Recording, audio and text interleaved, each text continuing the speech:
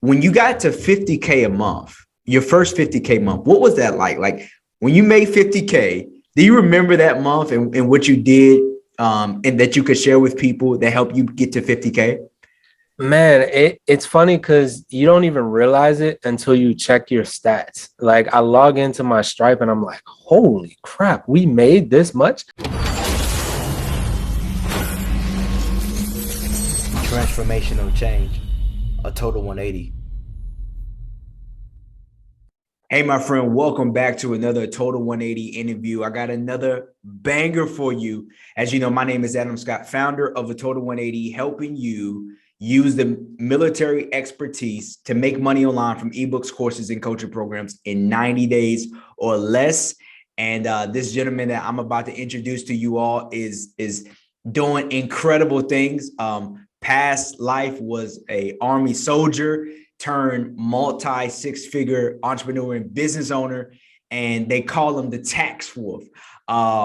This guy is just incredible because, yeah, as we were talking offline and just kind of getting an opportunity to hear his insight on things, it helped me realize, the decision to, become an entrepreneur and business owner out in the military is not a hard one, but you need the right people in your path to do so. So I want to introduce Mr. Tax D Wolf, Joseph Griffin, man. How are you this morning, brother? What's going on, Adam? Thanks for having me on the show, man. Hey, I appreciate you for coming on. So for those of my audience that don't know you and have never heard of you, kind of tell people who you are, what it is you do, and how it is you got to doing what it is that you do. Yeah, of course. So, y'all, I'm the tax deed wolf, Joseph Griffin. What I do is I don't do taxes, right? People always coming up to me like, hey, can you help me with my taxes? No, we don't do taxes, right? We do tax deeds. So in the US, whenever you own a property, you have to pay your property taxes. When an individual fails to pay their property taxes, the county takes their property and they sell it at auctions. So this is where investors like myself come in and we get property for literally 60% and over or 60% under market value. All right. Like literally getting properties for $1,900, $2,000, $100 even at some points. Like we've gotten some properties at some crazy prices. So that's what I do, man. I got into this when I was deployed in 2013, 14 in Afghanistan. And my squad leader was like, hey, have you heard about this tax deed stuff? And I was like, what? And I was diving into it overseas. Whenever we had internet, I was learning, oh, I gotta watch this video, gotta watch this video. And then sure enough, when we got back home, I eventually became a travel nurse and had a little bit of money to play with and dove right in. I got 3 properties in less than 30 days using less than $5,000. And that's what I quickly became known for. And I knew that was going to be not only my way out, but that could be a lot of people's way out. Wow, man, we're gonna dissect so much about that because that's a common misconception. When people come across you, they see Tax D Wolf like, hey man, like I need some accounting. You got me on that, and they have no idea that's actually tax deed. So, kind of, I want to kind of go back and talk about your upbringing, how you got to that entrepreneurship spirit. Did you come up in a household with entrepreneurship or military, or were you the first in your family? Like, how was that upbringing to get you to where you are today? That's a funny question because when you say entrepreneur, my first thought is like, does selling drugs count as entrepreneur? So that's what I came up on. I grew up in New Orleans, and I'm in New Orleans right now, getting this few Airbnbs ready, and we came up just looking up to, nothing against anybody, but we came up like kind of looking up to drug dealers, right? And athletes and rappers. These were the people that I always seen with the money. So that's what ultimately I thought I was gonna do. I either thought I was gonna, go be an athlete or just be a rapper, something. I knew I needed a way out, right? So grew up very, very poor, just like most stories that you'll hear from almost anybody these days. But I really just had examples of things that I didn't want to be like, right? I didn't have too many role models or anything. I had, anti role models, like, what, I'm not gonna be like this person. I'm not gonna be like that person. And ultimately, just I after Hurricane Katrina, I joined the army, and they taught me a lot about dealing with adversity. and just you just keep moving on, right? It's us always like, what are you gonna do about it? What are you gonna do about it? Everybody has a crap story. Everybody has things happen in their life, but who's gonna keep talking about it, and who's gonna just keep pushing it and moving on? So just kept going, man. Just never gave up, and surrounded myself by like-minded individuals, people that were doing better than me that I can learn from, and that's what did it. That's what really did it. It makes me think of this quote that says, "Everybody has a sob story. No one cares. Work harder." Right? Like no one cares about like realistically, like when you ask people, and you and I can relate to this because I grew up poor as well. Like we want me to feel sorry for you. Like we had to get it out the mud. You know what I'm saying? Like Yeah. food stamps, government assistance, free lunch, you name it. We was on that. And I want to highlight something that you made mention of, because you talked about adversity, right? Like most people don't realize that in order to go to, you got to go through something, right? So I want to kind of pinpoint something about you touched on briefly about Hurricane Katrina. How did that affect you guys as family? Because that happened, I think going on like 12, maybe 14 years ago, and maybe a little bit longer now. I think it's like 16 years now. Yeah, And time flies. yeah, it's crazy. Like 16 years ago, like what is going on? But how did that affect your family? Were you guys directly affected by that? Did you guys move out of town before that happened? Or how did that affect you guys as family?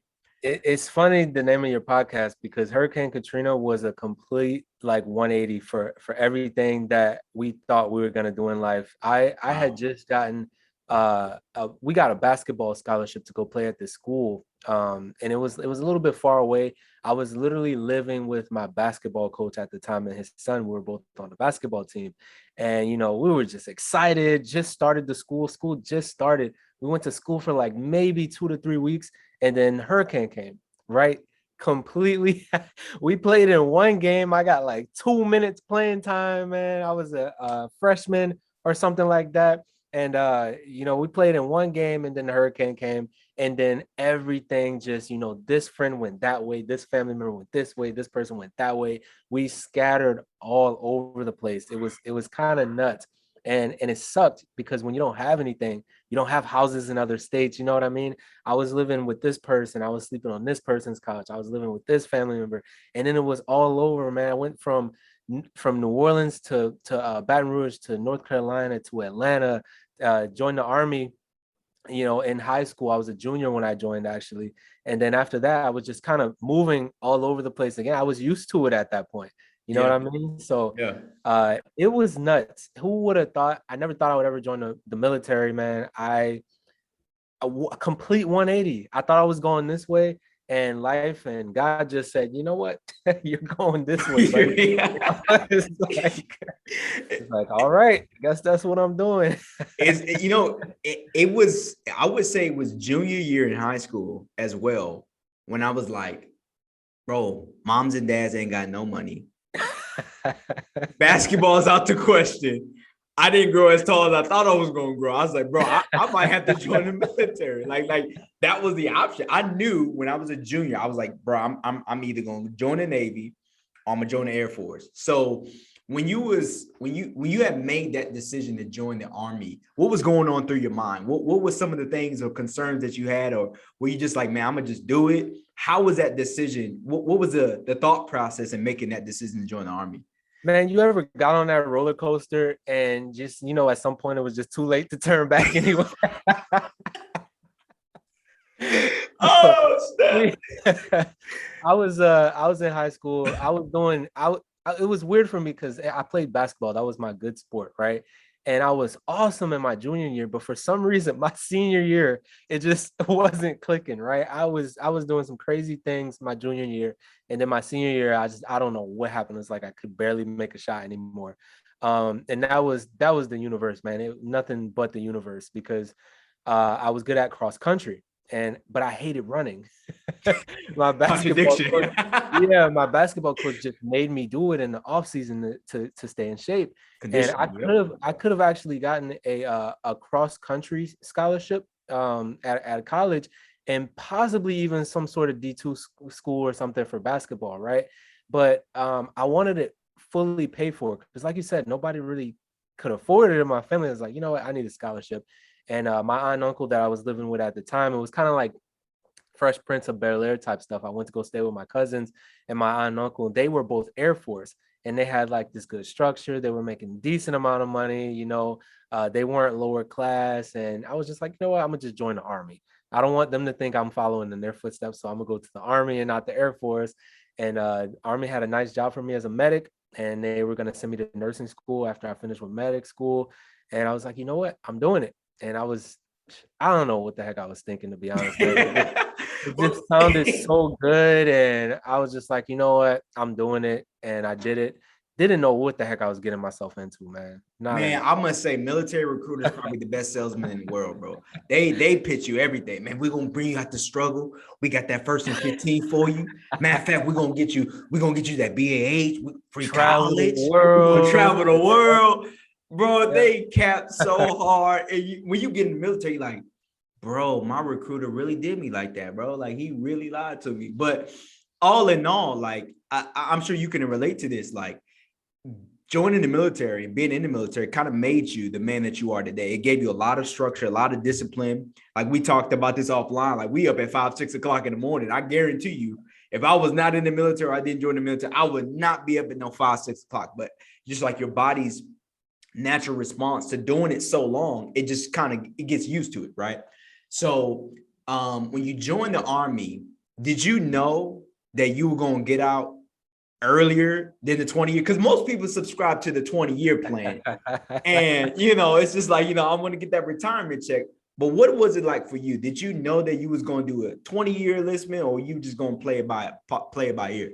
Man, in the beginning, right? When you first join, you're like, I'm gonna do it all. I'm gonna go be a ranger. I'm gonna go do this. I'm special forces. I'm going to every school possible. I was loving it, man. And I always tell my people, how you do anything is how you do everything.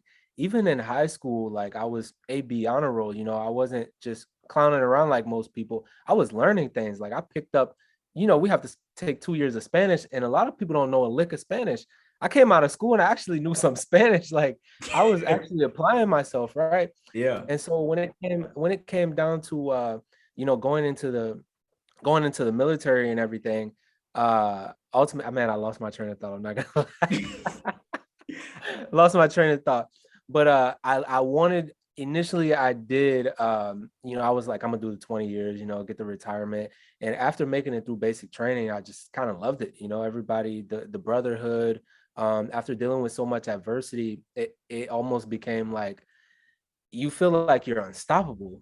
You know what I mean? It Yeah. really, it gives you everything that you need in life. You start off learning how to be a follower, and then you slowly learn how to become a leader, right? You E1, and then you're E2, then E3, then E4, and you just kind of keep moving up. Before I knew it, I was at E6, and I was like 25 or something like that.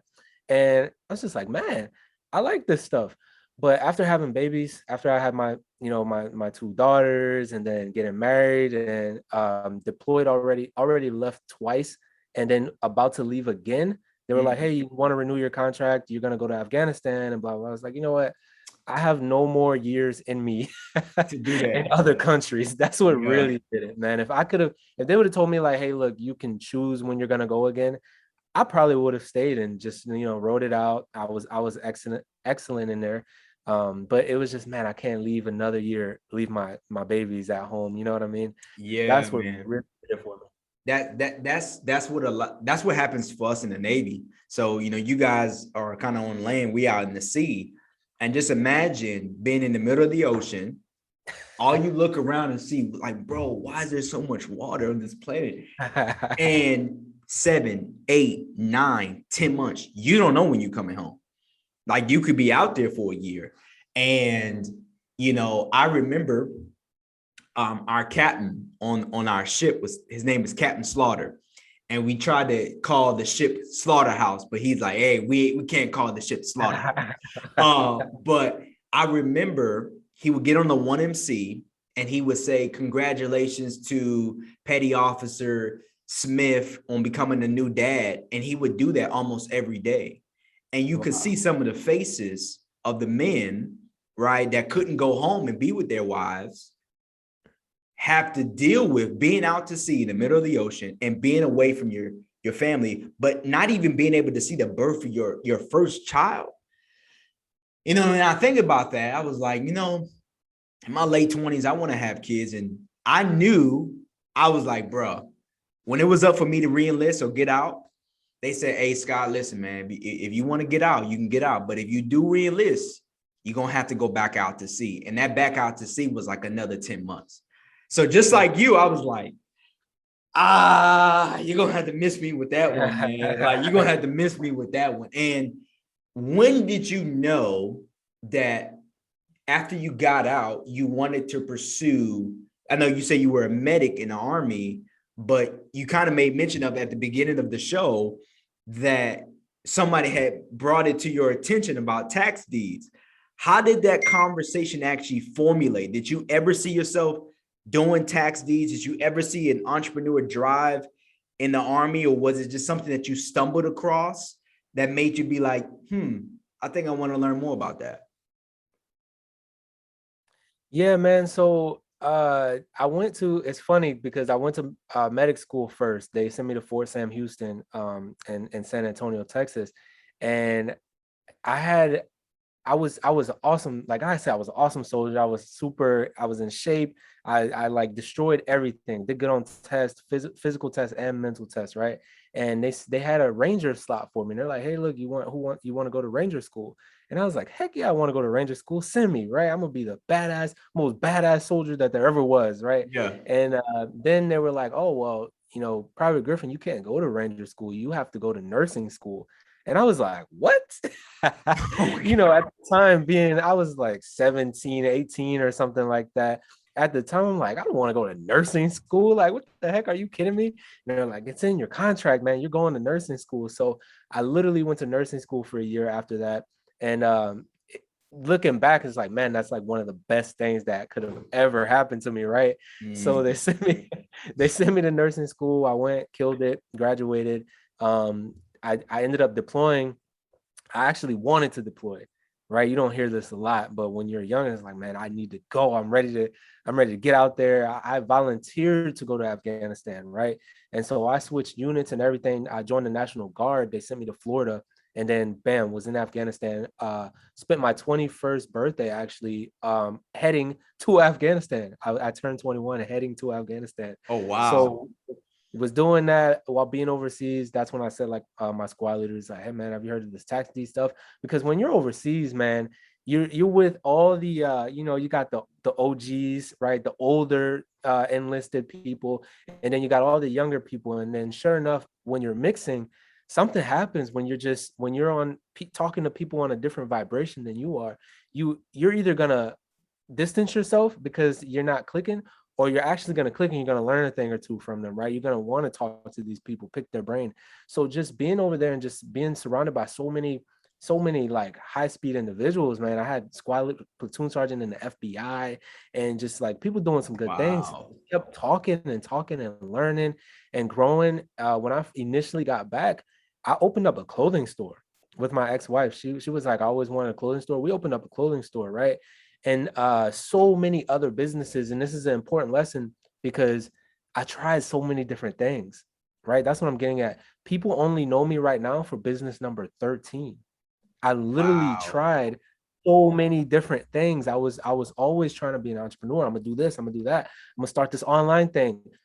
It didn't work until number 13. Right now, I'm not saying that it was the universe going against me. It was a lot of self learn things, and there's a lot of work ethic that you need to have as an entrepreneur that I didn't know when I was young. So after finally getting all this mentorship and hanging around all the right people, man, it clicked. It somewhere along the lines, I was just like, hey, look, I got out the military. I didn't want to deploy again. Nursing after COVID was just enough for me. Tired of clocking in, tired of clocking out. I'm smarter than this. I'm better than this. I can kill whatever I put my mind to. And that's when I was like, I'm taking a chance on myself. All this time I'm putting in for someone else's business, I'm gonna just put it in for mine. And the rest was history, man. I'm going on almost 2 years now of being a full-time entrepreneur. Wow. So what was the first business that you started? Do you remember the very first business you started? Whew, I think the first business we started was that clothing store. That was the first business, and what's crazy, it wasn't like most people's first business is like selling something online, something easy. You know what I mean? My Yeah. first business, literally went and got a brick and mortar. You had to get all the licenses and stuff, change the store up, get clothes and blah blah blah. So I sold candy bars in high school Hey, and that really was didn't know what. yo, Bro. I was literally about to ask you, did you sell candy in high school? That was the hustle, bro. I did the Yeah. Skittles, bro, the Star, I did it all. Was definitely hustling before that, but that first, I think that was my first like legit business. And ultimately that was a lot of learning, man. You don't Yeah, I thought I was just gonna open the store up and just start making like six figures a month.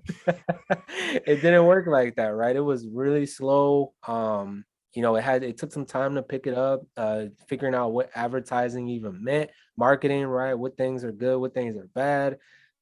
It was fun. It was definitely fun, but just learned a lot, man. Learned a lot. And we only lasted with that thing for like maybe 6 months before we let it go. But Wow. And that if was that was when you like were in, or was that after you had got out?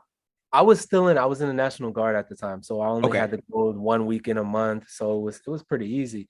But it was definitely some tough stuff, and I had that with my ex-wife. So then she went to law school, and then I ended up going back to school to get my bachelor's and everything. So eventually we were just like, all right, we'll just let this go. It's not Wow. not making enough money, but Wow. that was And the how much first. money do you remember how much money you poured into that at the time? At the time, I think we only poured in about $6,000 to that. Okay. I believe at the time, which isn't a lot of money at all, really, to No. start a business. I think we put in about $6,000. And we were buying clothes, it was kind of like, I don't know if you're familiar with the Plato's Closet, but we're Yeah. also buying clothes from individuals. So people would come in and bring me things, and I would get it from them for like super dirt cheap, like a pair of jeans, literally give them like 50 cents for a pair of jeans, and then we would sell the jeans for like $10, maybe more Mm. depending.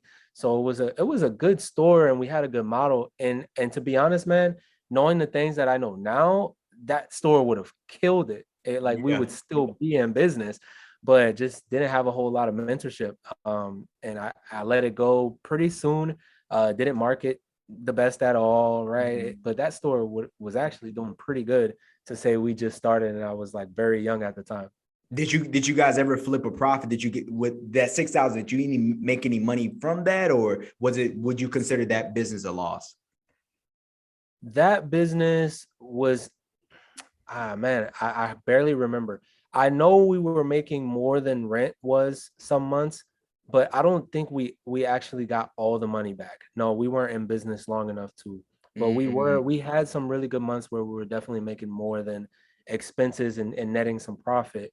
But it just wasn't enough to where it made sense, because we were doing so many different things. Then we both went back to school. Then we had to hire someone to come manage the store. So after all the expenses, and to like, it would have cost us more money to keep it than to just let You it let go it at the go. time. So we let that thing go. But it was definitely a learning lesson, man. It was a fun experience, to be honest. I loved every bit of it. I definitely Yeah, loved I it. had posted that on my TikTok the other day, that what most entrepreneurs don't realize is a lot of your biggest lessons come from your failures, Oh like yeah. your absolute L's. You just like, what was I even thinking? Like, what I said that I did that. And I remember, my first crack at entrepreneurship was Scamway. And I thought that was going to be the thing. I'm like, man, I'm going to make so much money. No, no, hell no. I had spent, I would say upwards over 1,000, maybe close to 2,000. And I had only made like $122. Right. Wow. And I was just like, there's a saying that says, man, the juice ain't worth the squeeze. Man, the juice wasn't worth the squeeze, bro. I was like, bro, I ain't got that kind of money. And fast forward to the 13th business, right? So L, and then you finally get to number 13. And I can't wait till you tell people like how this business has transformed your life. But kind of talk about what what was getting your first tax deed property like? Like, how did you go about getting it? And kind of talk about what were some of the things that you were listening to? What were some of the podcasts you were watching? Like, how did you kind of develop the mental fortitude to want to get your first tax deed property? And how did you actually go about getting it? So I was really big on learning from other people at the time. The mindset I was really breaking this mindset shift of being broke minded and being cheap. And so I started paying people like, hey, yeah, I'll pay $30 for 15 minutes of your time. Let's talk. I did this. It was a girl named Chance. And, I paid her. We got on the phone. She was like kind of just starting too. Funny story. But she's just like, hey, you need to figure out what you know that other people don't know. Let's just like get that and then turn it into a course. I guarantee you, you're going to make a ton of money. And I was like, okay. And I didn't, tax deeds were always like in the back of my head, but I never just, you have to start, right? That's the most important thing. You just have to start. And a lot of people have really good ideas right now. People listening to this call, they have something in mind, but they just won't start it, right? So you just have to start. And so I did it. I started, I bought my first tax deed. It was $3,000, I believe. And then $1,900. Sometimes I don't even remember which one it was first, but they were both in the same month. It was literally like one day after another or something like that. So we got those two. And that was something. I was like, oh man, I went from owning no properties to 3 properties. Like I have 3 properties right now because I used my VA loan to also get a house 0 down payment. So I had 3 properties, and it was my birthday month. This was all in March, my birthday month. And I was like, dang. How old were you at the time? Do you remember? Maybe 26, maybe 26. Okay. So you're 26 at the time. You got 3 properties. Were you using your own money or were you using somebody else's money? Because, rich people say, if you want to get wealthy, OPM, other people's money.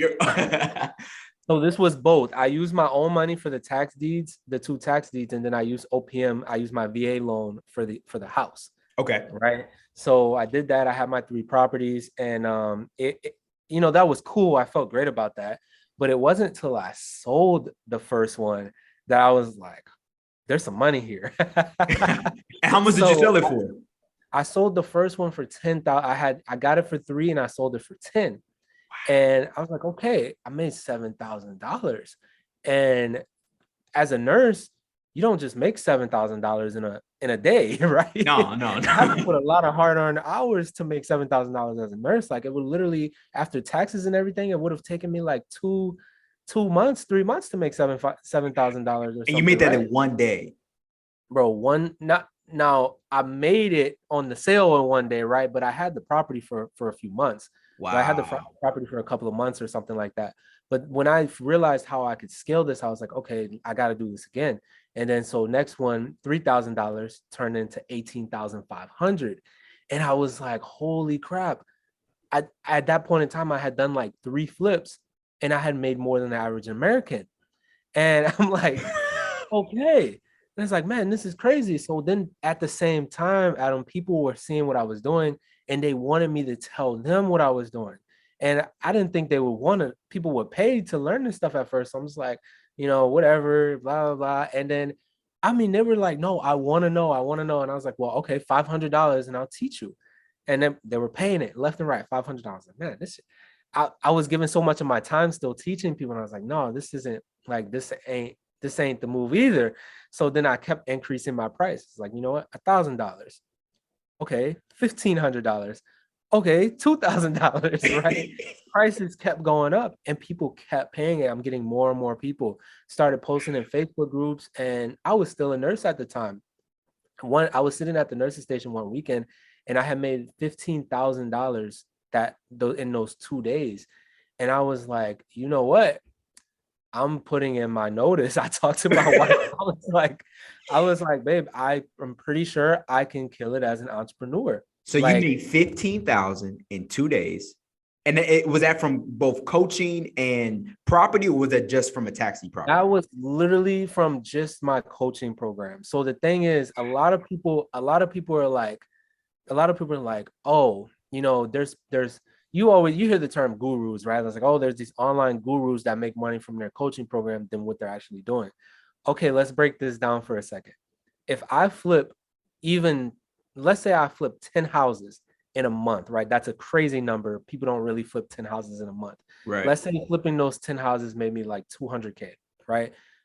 If I had a coaching program and I literally just paid the right entrepreneur to post for me on Instagram, I could literally make $200,000 in a day, right? Wow. The way it's so scalable, right? Especially when you're doing group coaching, it's not one-on-one.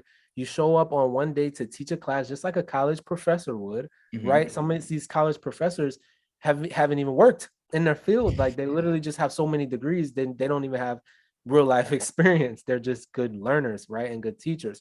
And then you look at people like Steph Curry, one of the best shooters of all time, whose shooting coach didn't even play in the NBA, right? Best shooter in the NBA is learning from someone who never played in the NBA, right? So it's not about how many properties you have, right? It's not always about how many lives did you save before you can teach someone else how to save a life, right? Knowledge is knowledge. Yeah. So Yeah. that's what it breaks down to. That's a great analogy, bro. If I done 3 of them, I can show you how to do 1, and that's all you need to change your life. Right. Right. So then eventually, yeah, I became a 6-figure tax deed investor, right? But people were like, one guy was like, "Oh, how many houses have you done?" I was like, "Oh, we just celebrated 100, a couple months." He's got, "Oh, only 100?" Like, I'm like, "What? Only 100? Like, what, dude? Wait a minute, what?" What do you? He was like, "Man, if as big as you are, I would expect you to maybe, be in the thousands, millions or something." It's like, what are you talking about? Have your entire generation of family members purchased 100 properties? It's like, it goes down the list. Oh God. These are just the things that people are on these days, right? They got to break that mindset. It's so funny.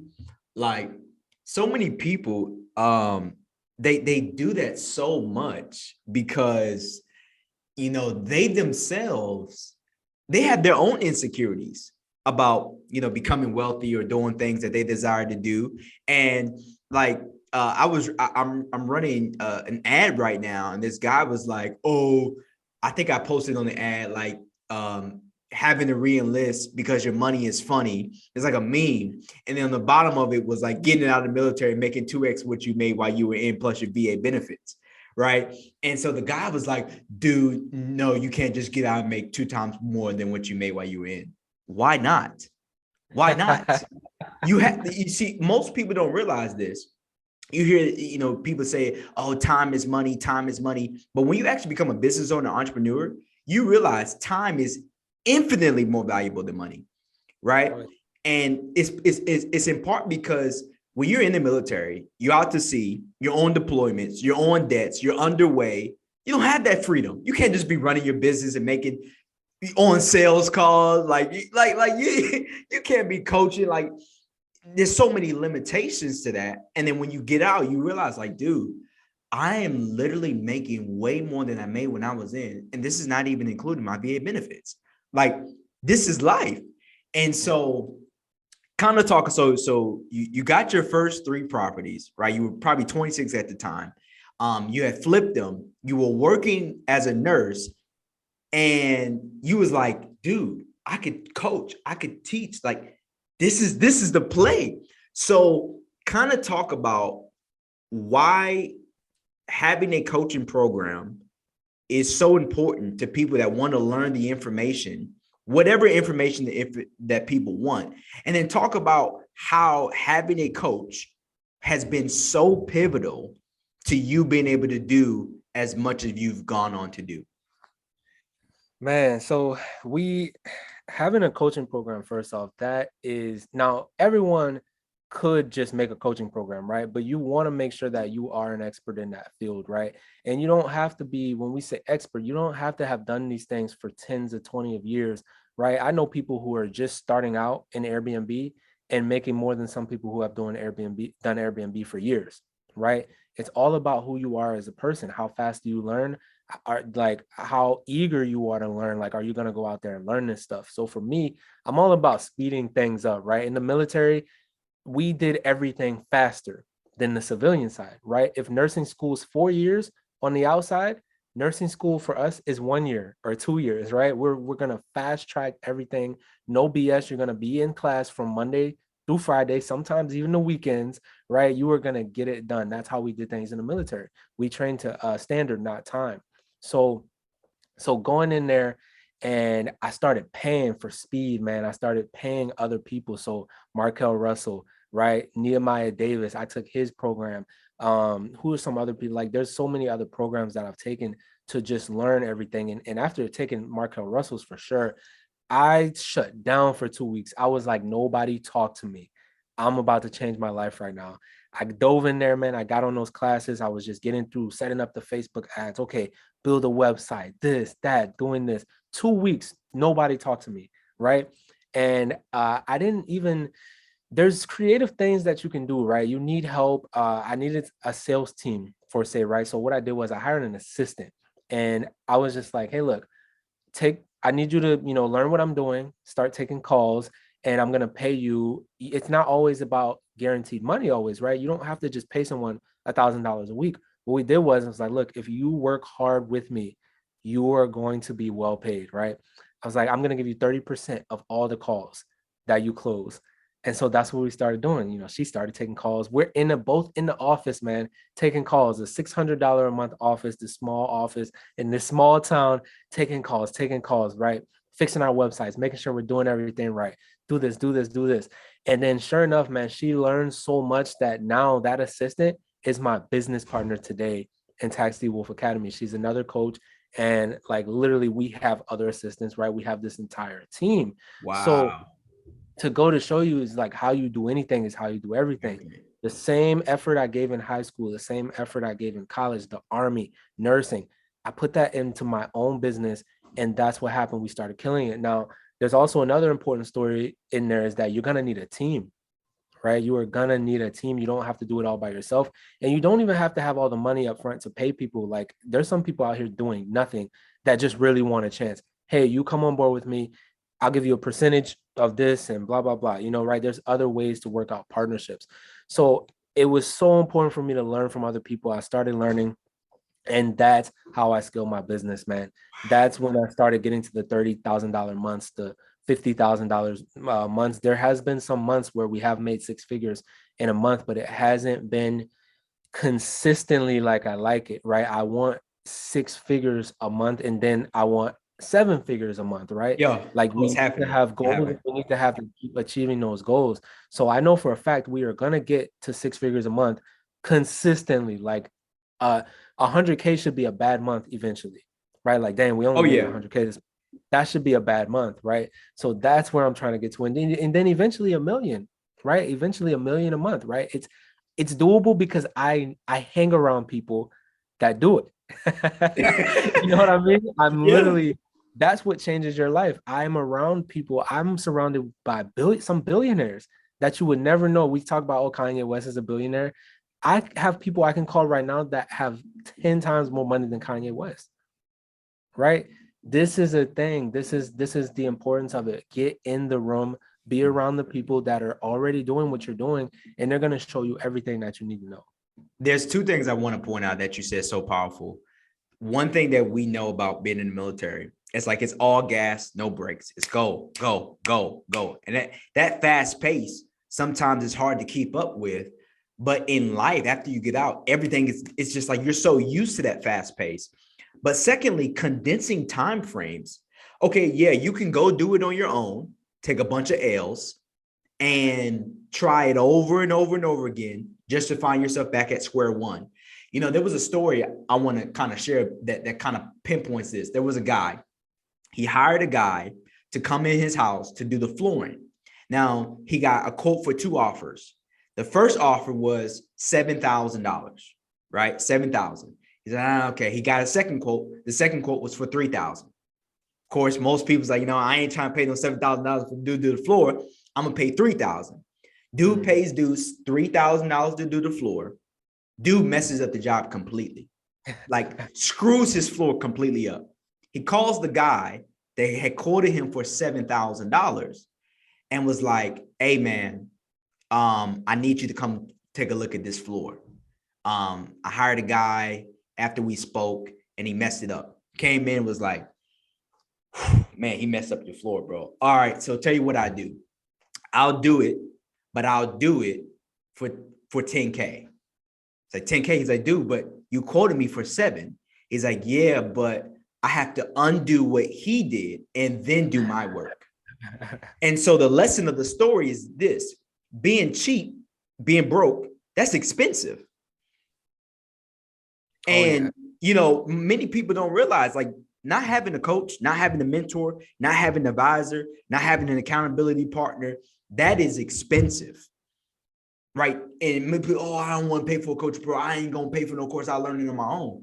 There is no such thing as a self-made millionaire. Whether it was an author, whether it was a coach, whether it was a advisor, whether it was a trainer, a teacher, whether it was somebody that was insignificant, they poured some type of wisdom, insight, or knowledge to help you get to where you are. Even if they help you either directly or indirectly, they helped you. And so that whole concept of, oh, I can do bad all by myself. Why? Like, who wants to do that? like who wants to do that? So before you join Marquell Russell's coaching program, did you already have a coaching program in place, or were you kind of getting one in place? I had one in place, and when I got with him, it was like $15,000 or something. I think I paid for that program. Man, I don't even remember. I think it was like 15,000 or 8,000 or 15,000. I don't remember. But it was funny because that was even like, I almost didn't do it. Right. I was still pretty broke minded. And I was like, man, what the heck do I look like paying somebody $15,000? Right. Right. And so when I finally, I did it because I was just like, look, I don't know what the hell I'm doing. And he does. Right. And so when I joined the program, I just implemented. A lot of people pay for things and they never even log in, right? They just want somebody to come hand it to them. They're demanding to speak to the person themselves, right? And so I learned a lot from his program. The first thing was like, look, I never even talked to him, right? I literally never even talked to him, right? But the system was already there. It was, online videos, and there was calls, right? There was calls you can get on, live calls. And so I never even got on any of the live calls. That's what's funny. I literally just took the program that was already together, watched the videos, implemented the videos, had my little coaching calls set up with some other individuals, right? The team.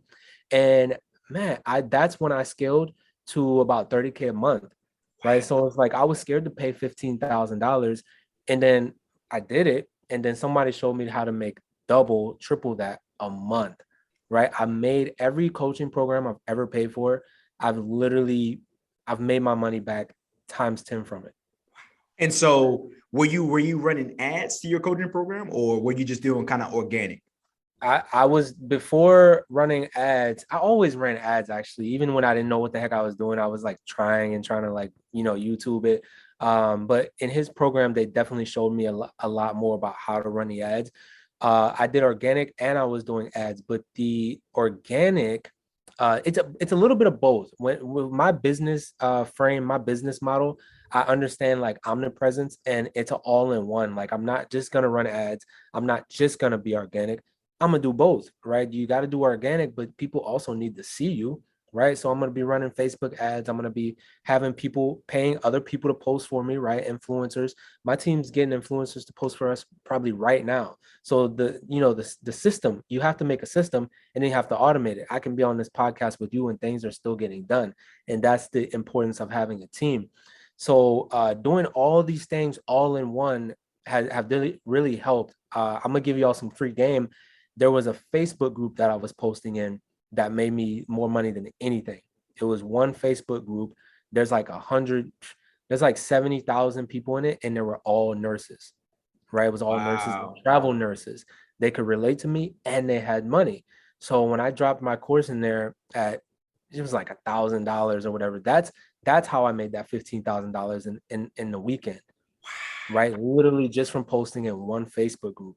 So that was a huge play for me. And man, it's some life-changing stuff because I don't think I'll ever go back to working for someone. I don't Ever believe I again. will.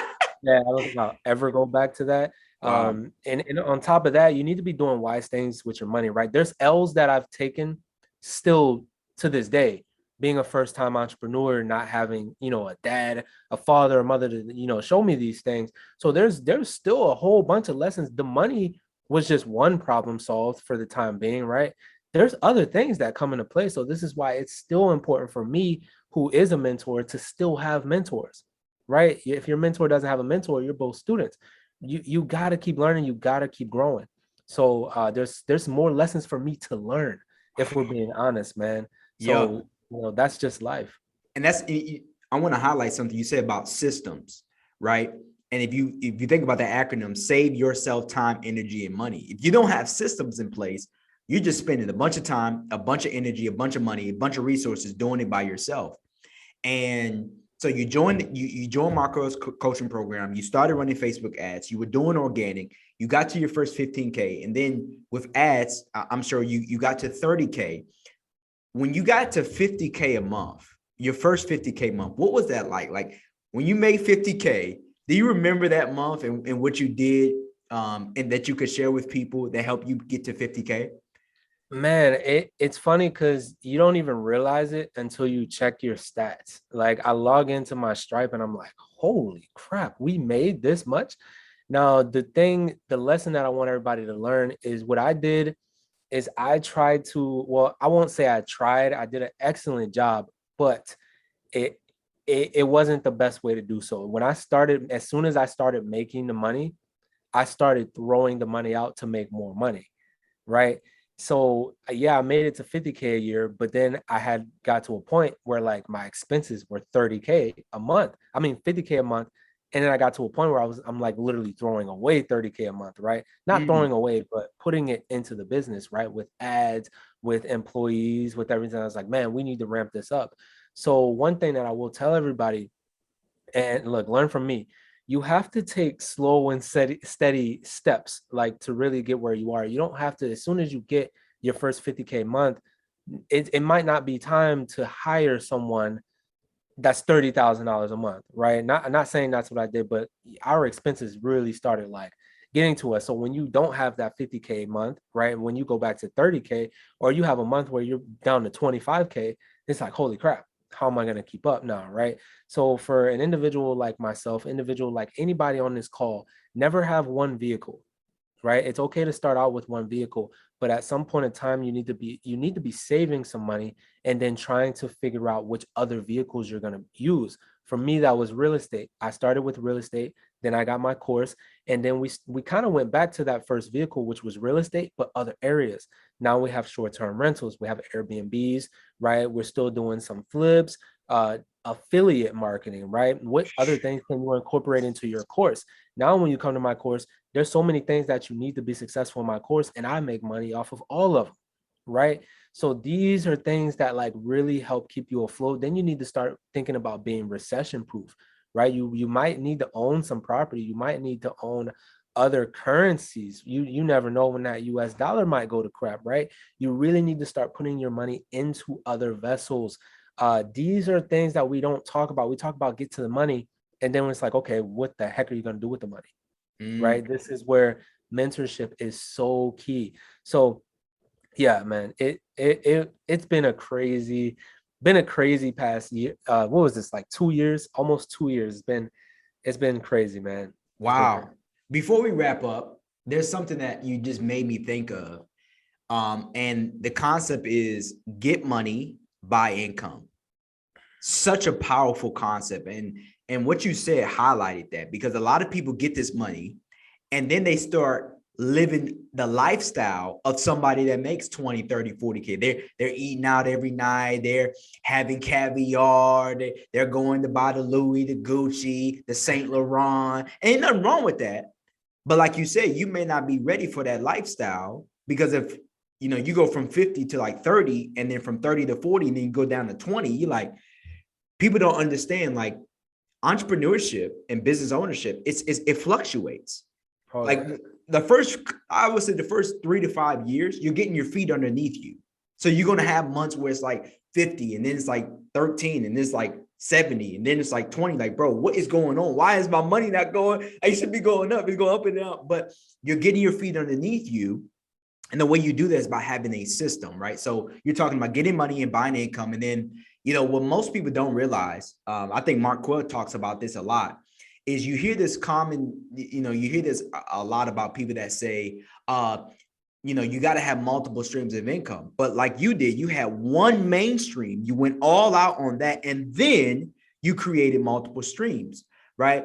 And, something that he talks about is multiple streams of income is a tool of the wealthy, not a tool to get wealthy. You have your one that you go all in on that, and then that creates the multiple streams. But like LeBron James, Serena Williams, Tiger Woods, Mike Tyson, they had the one thing that they were good at, and then the partnerships, the deals, the sponsorships, the business transactions, those came in after the fact. So to kind of close up and wrap up, I want you to kind of highlight what the next 6 months looks for your business, and as well as what you guys are projected to do to close out the year. And then we'll talk about, how people can get an access with you if they're interested in getting coached by you and being a part of your coaching program.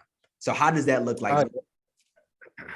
Yeah, definitely. So for me, next 6 months, we're going to touch that 6-figure mark consistently, right? I don't care if like before we close out this year, we will be hitting six figures a month consistently. Now what on the real estate level that looks like for me, I'm buying 2 more houses and we're buying an apartment complex. So we're going to be closing on a 17-unit apartment complex. It'll probably be next month. But we're also going to buy 2 more houses after that. Once we get this apartment complex situated, 17 unit in Daytona Beach, we'll be closing out 2 more houses before the end of the year.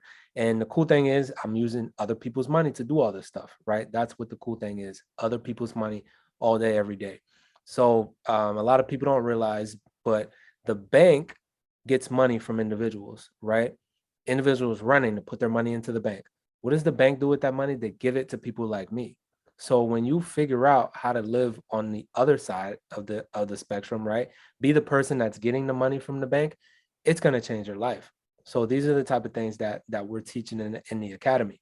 So we're going to hit 6 figures and when I say 6 figures, I'm talking just the academy and affiliates with the academy. I'm not even talking about the real estate money. With real estate and everything else, we've had way more 6-figure months, but I want one business alone to do 6 figures consistently. All right. So that's where we plan on being. And we also have a goal of getting a property in every state.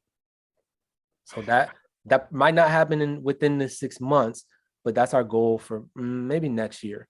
Before the end of next year, have a property in all 50 states. And that's one tax deed property in every state, right?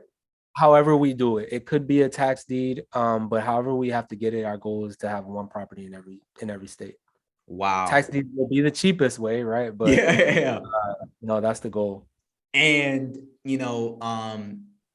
something that you just kind of help me highlight is proximity is power. Most people don't understand when you're around the right people, like you said, you talked about it earlier, like you have people that are operating at a higher level, a higher frequency, making more money than you, as opposed to being envious, you kind of like admiring them. You have admiration, like, dude, I want to do that as well. And I've noticed that, when I started getting around people that were operating at a higher frequency, making more money than me, doing incredible things, I'm like, dude, they started raising my level of awareness. It's out there. They print it every single day. And if they print it every single day, then there's no reason why you can't get a piece of it, right? So how do people connect with you on social media? How can they get access to your coaching program if they want to join that?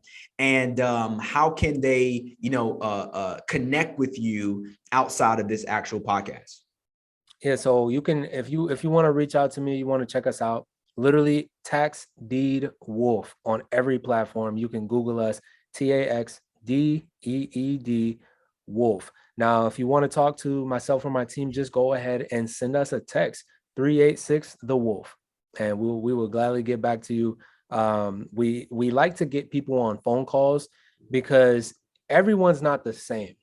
Okay, some people have higher credit scores than others. Some people have less money than others, more money than others, right? So we need to get you on, we call it a strategy session. So you're going to get on the phone with myself or my team, and we're going to talk a little bit about where you are and where you want to be, and then we'll let you know how we can help you get there, right? Because some people are just so close to success, man.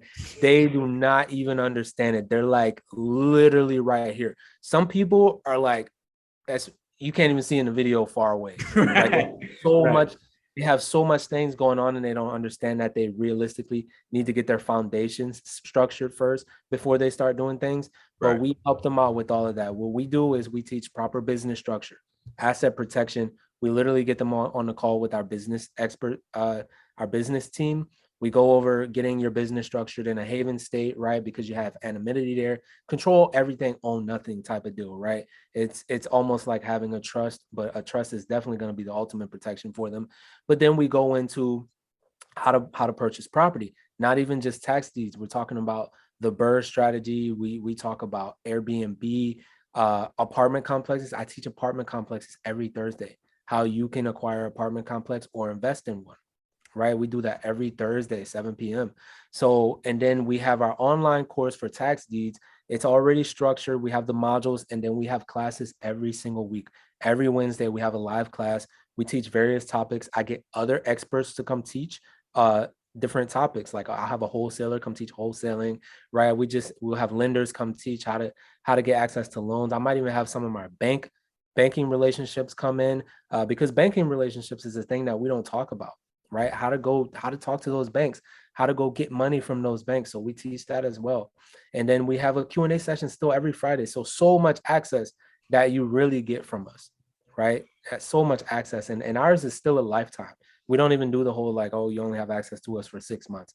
People literally get in our network for only $3,000 for the lifetime.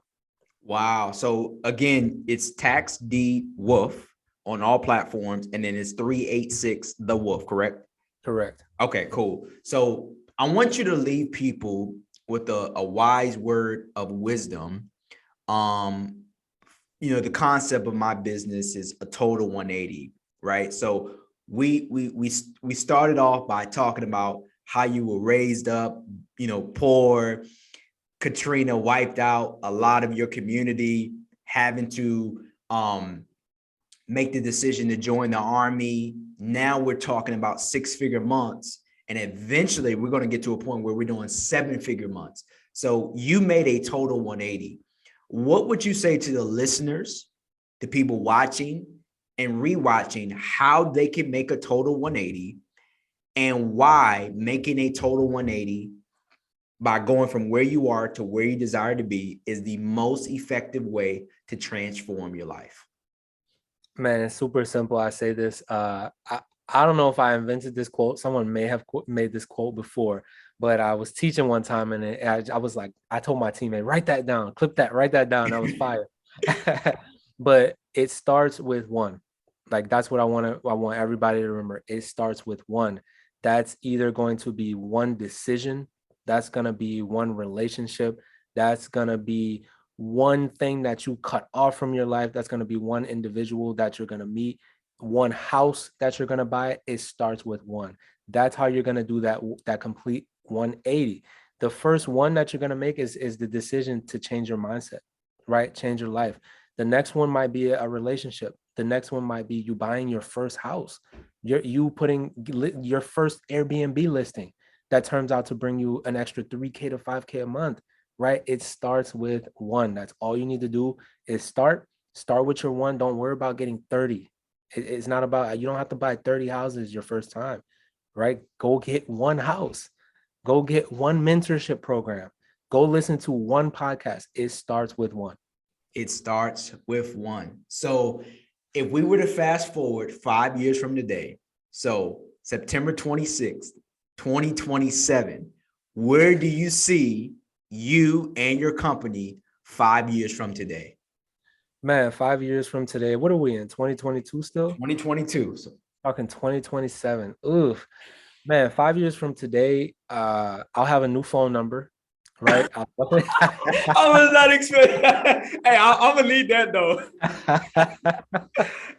I'm gonna I need have, that, bro. I'm gonna have a new phone number. Probably be having to walk around with security because my net worth will just be that high that I don't want to take any chances.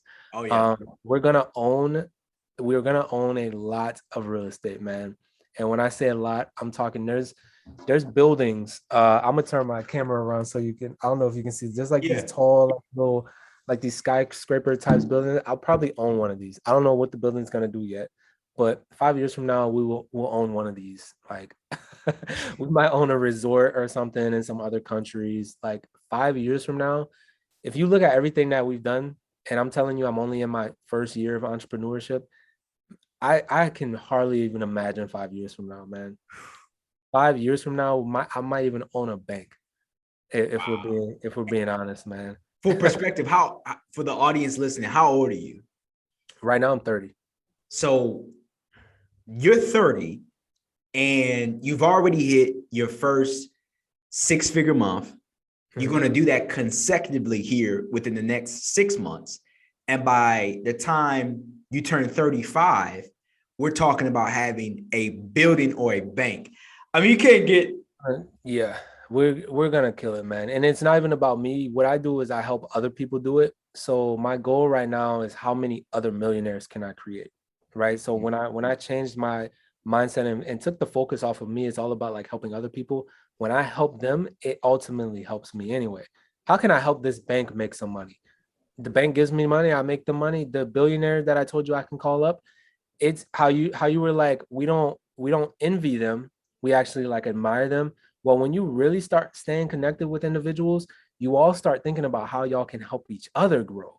And that's a Mm, powerful thing. Like, hey man, let's collab, let's teach a class, let's do like a 2-day challenge. You teach on day one, I teach on day two. Let's help each other market, right? Let's get these flyers, let's do this. And I mean, when you come together and do things, man, it's powerful.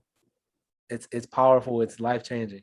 you're so right, man. I have a guy that right now he does incredible on TikTok. And this dude's like, I want to help you. Like your message is powerful. And just from being surrounded by him, my TikTok is starting to grow. And it's just like proximity is power. You got to get, like you said earlier, you got to get in the room. You got to start with one. And something else you touched on is you got to change your mindset, because one of the most powerful quotes I tell my students is your mentality creates your reality. So if you want your reality to change, your mentality has to change about how you view money, how you view wealthy people, how you view banks, how you view entrepreneurship, how you view coaching. If your perspective never changes, then your reality never changes. So, Yeah, I'm about to tweet that real yeah, hey, quick. go ahead. Go ahead. Hey, you can go ahead, Jay. It's yours, man. Just go ahead and give me some credit, though. Your mentality creates your reality. So we couldn't have ended it any better than that. Brother Joseph, man, I appreciate you for tuning in with me and really just giving so many gems to the audience. Again, for those of you that made it this far, how can people connect with you one more time? So any platform, Tax Deed Wolf, or go ahead and send us a message, text or call 386 the Wolf. 386 The Wolf and Tax D Wolf on all social media platforms. So if you made it to the end of this video, I want to thank you. And I hope you got tremendous value out of Joseph's story and you connect with him on social media platforms. As always, stay focused, stay humble, stay motivated, and stay hungry. My name is Adam Scott, founder of A Total 180, helping you use the expertise you got from the military to make money online from ebooks, courses, and coaching programs in 90 days or less. We'll catch you on the next A Total 180 interview. Bye for now.